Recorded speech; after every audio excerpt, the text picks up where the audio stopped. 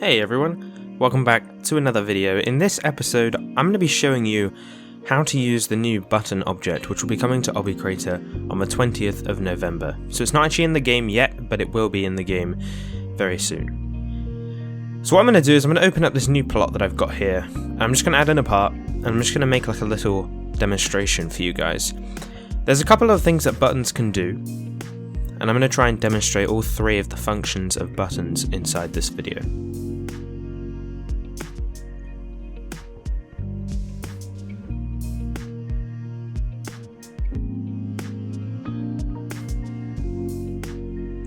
So as you can see, right now I'm building something which I'm going to be using a button to make a part become visible when it's touched. I was going to do a wraparound, but I've decided against it. Instead, I'm going to do a ladder. So the video is going to be sped up a little bit to 2x speed here, but you'll see I just build just a simple ladder with all these parts. There you go. And what I'm going to do is I'm going to connect this to a button object, which I'll put on the side over here.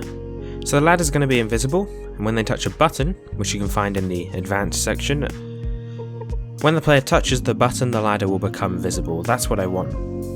So I'm just adding a little base to the button, so it's easier to stand on. I don't want to be falling off in the demonstration. And I'm going to change this color to green, just to visually show that we're making something appear, and I'll make it to studs as well. So now if you click the button and we go into behavior, you'll see loads of different options. The most important ones are the button type, whether you want a timer to show or not, the amount of time it takes for the button to activate and deactivate, and then the objects. So the objects are what the buttons are going to affect. So if I select objects and then I select every part within this ladder, it essentially links the ladder and that button together. So I just need to confirm it, and now they're all linked together. The final step is I'm going to make this ladder invisible, and also I'm going to set the can collide to false, meaning that players cannot touch it. It practically isn't there. As you can see here, there's no way to interact with it, and that's the first button done. So let's go on to the second type of button here.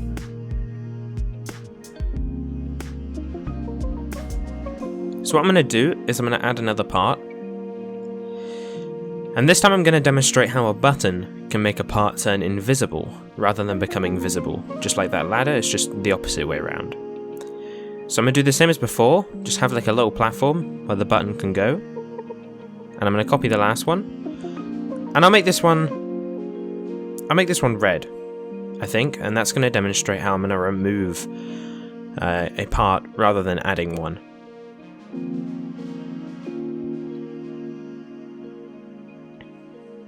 Alright, so I've got the button now, and what I'm going to do is I'm going to change button type to make buttons invisible.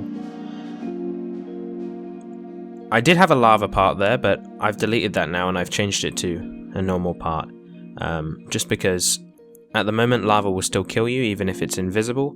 Maybe that's an extra option I can add in the future, but for now I'm just going to use a normal part. Alright, so I'll go into the objects and I'll link the part and the button together. And that should be the second button done. When that button gets activated, that part will disappear.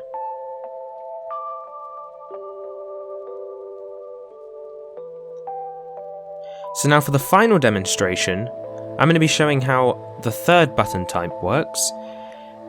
And this button type fades a fading part when the button is touched.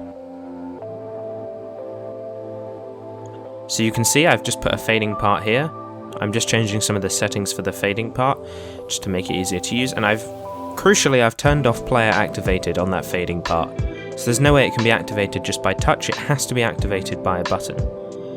So I've copied the button and I'll make it black just to fit the color theme. And I'm going to change the button type to activate fading parts.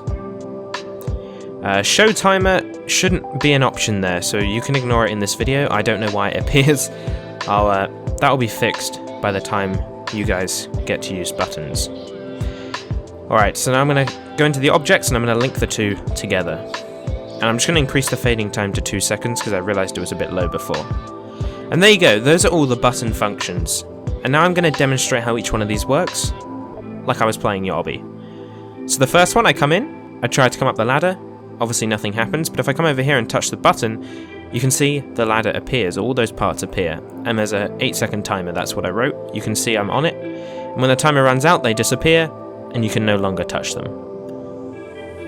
So let me climb up here and we'll try the second button. So the second button, oh, hold on, I can climb up this, let me just make it a bit bigger. Alright, there you go. The second button, it removes parts, so for this part here I touch the button, and for 5 seconds it disappears. As you can see, we can walk right through it. That's the second type. And the third type of button, well, this one I think I can still jump on top as well, so let me just make that slightly higher. But the third type of button activates fading parts. So you can see when I touch this button, the part fades, and I can jump through, and it appears. And those are the 3 types of buttons currently in the game. I might add some more in the future, but that's what there will be to start off with. So now I'm going to show you some interesting features. If you want the button to go infinitely, you can type in 0, and the timer will say infinite. And this means if you touch the button, it will do its function, so in this case it makes the ladder visible. And it will never stop until the player leaves the obby. You can see when I leave the obby, oh thank you Evan for subscribing when I was recording this video. You can see when I leave the obby, it resets itself. So that's one of the functions. The second function that's interesting is that you can make buttons be activated by either the player or the push block. So if you want a kind of puzzle situation here, you can see it doesn't react to me anymore because I've changed the values. But if I add in this little extra section, I'm just going to add in a push block, just to make the obby a bit more complicated. And so if the player pushes that push block onto that button, it should activate. So I'm just going to add a push block over here. I'll make it slightly smaller. I'll do 2.5 by 2.5. I'll just move it down a little bit. I'll just make this slightly bigger. That might be hard to push it on, and I'll give myself a little bit of room.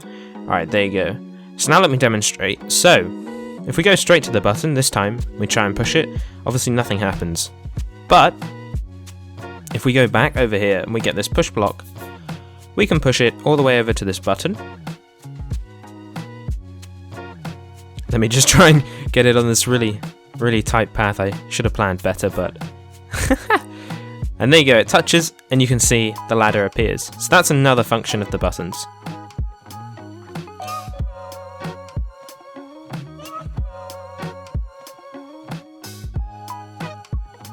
You can see I can jump across here, but that doesn't really matter, it's just an example. And you can see when I touch that fading part, it doesn't do anything.